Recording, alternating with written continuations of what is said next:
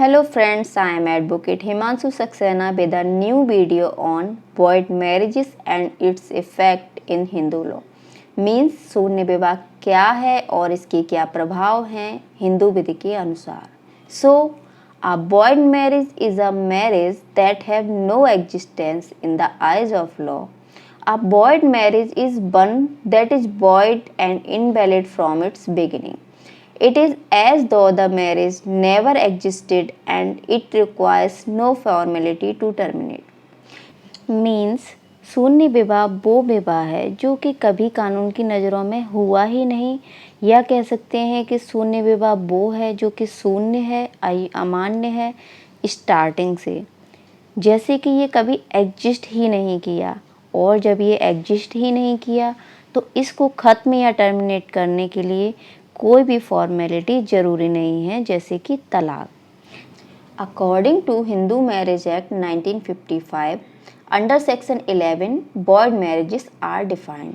Means Hindu विवाह अधिनियम के सेक्शन 11 में शून्य विवाह को परिभाषित किया गया है.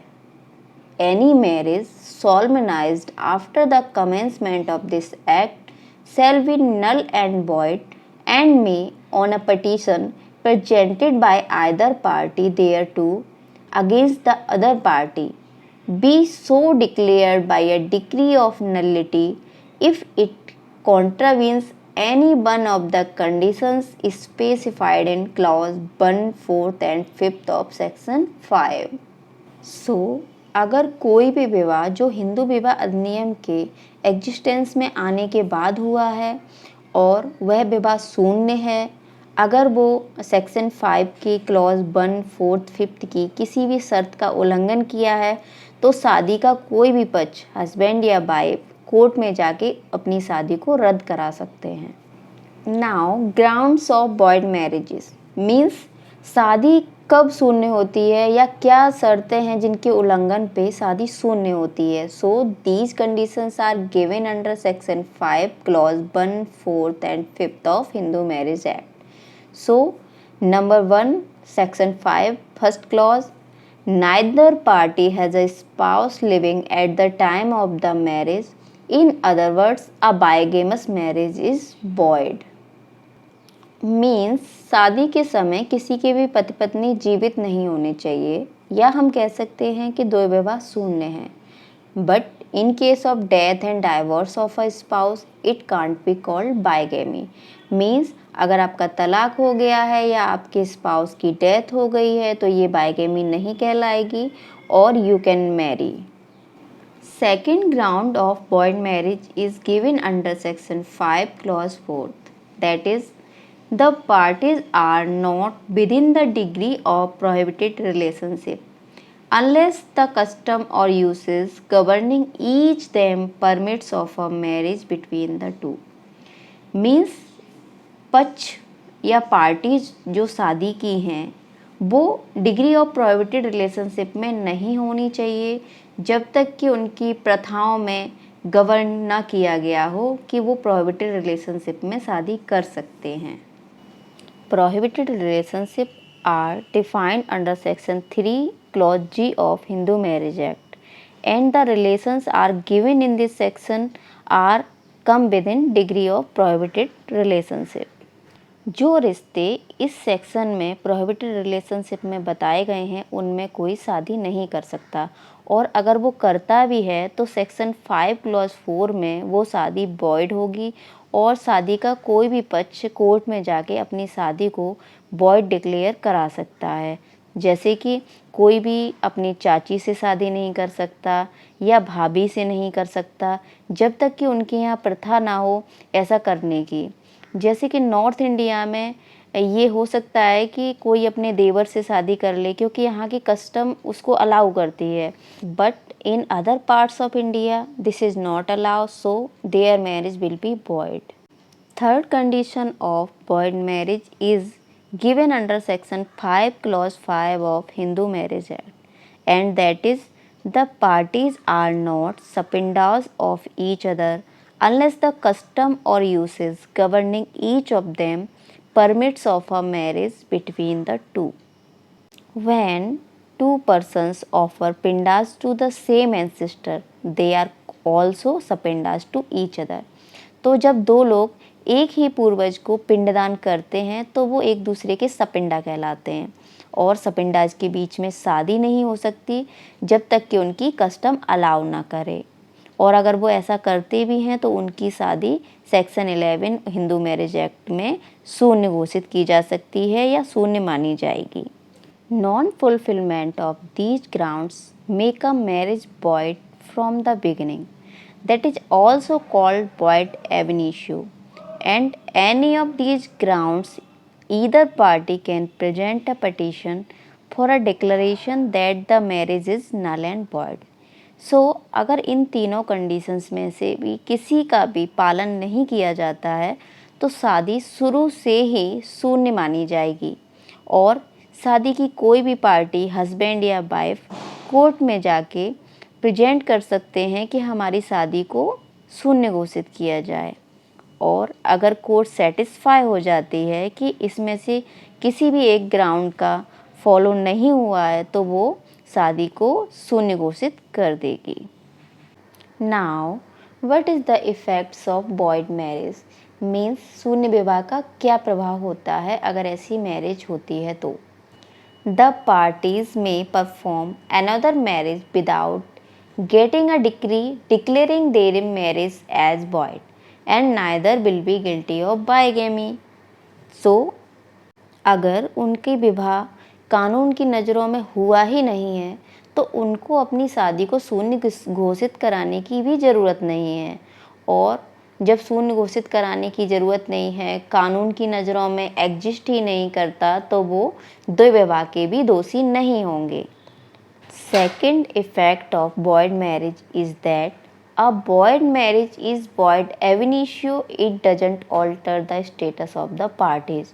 Means शून्य विवाह शुरू से ही शून्य है, और ये जो पक्ष हैं शादी के उनके स्टेटस में चेंज नहीं करता। मीन्स जो पार्टीज़ हैं या पक्ष हैं शादी के वो पति पत्नी नहीं कहलाएंगे। And the third effect, under the general law the children born from void marriage are deemed to be legitimate under section 16 of Hindu Marriage Act 1955. Even the decree of nullity have been passed.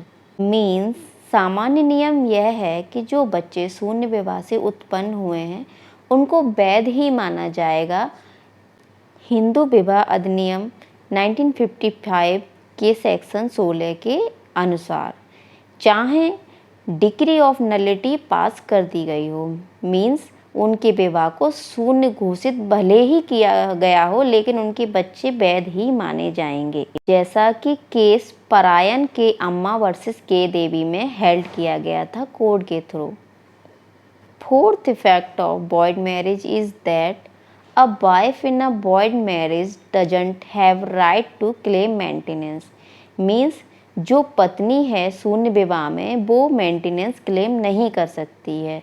So this is the fourth effect. The petition can made by the parties of the marriage not by others, it is clear from the section 11 of Hindu marriage act. Means जो शादी की parties हैं void marriage की वो ही जाके अपनी शादी को कोर्ट में वॉइड करा सकती हैं, एनी अदर पार्टी नहीं जा सकती। Means petition can't made by the first wife for granting void marriage decree for second marriage of her husband.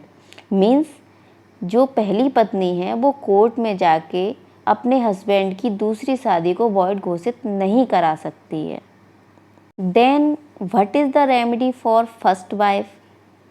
First wife bring an injunction to restrain husband from taking a second wife. Means first wife अपने husband को दूसरी शादी करने से रोक सकती है परपीचुअल injection के द्वारा under specific relief act as held in case Uma Shankar versus Radha Devi 1967 Patna. The Patna high court held that she can't prevent her husband to do second marriage under section 11 और section 17 or any other provision of the act, but she can file a suit for perpetual injunction under Section 38 of the Specific Relief Act under Section 9 of CPC to restrain her husband from contracting a second marriage.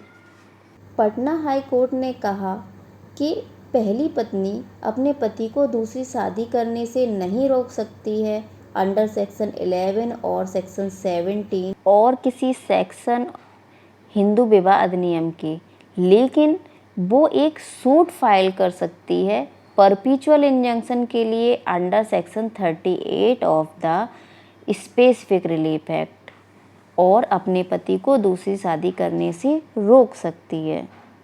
So friends, it was the law relating to the void marriages and effects.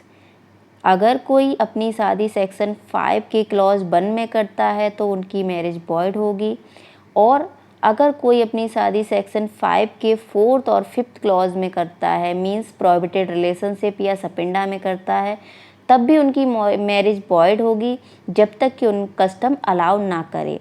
Effect void marriage का ये होगा कि आपकी शादी void होगी, और अगर आप दूसरी शादी करते हैं उसके बाद तो आप बायगैमी के गिल्टी नहीं होंगे, क्योंकि आपकी शादी शुरू से ही शून्य है पहली, और आप दूसरी शादी कर सकते हैं और आपको अपनी पहली शादी को वॉइड कराने की कोई ज़रूरत नहीं है। एंड ये पार्टीज़ के स्टेटस को चेंज नहीं करता क्योंकि शादी वॉइड है। लेकिन जो बच्चे वॉइड मैरिज से उत्पन्न होते हैं वो वैध माने जाते हैं under section 16 of Hindu marriage act, and the wife of a void marriage can't claim right of maintenance. It was the law relating to void marriages and its effect in Hindu law. Friends, if you like my video, please like, share and subscribe. Thank you.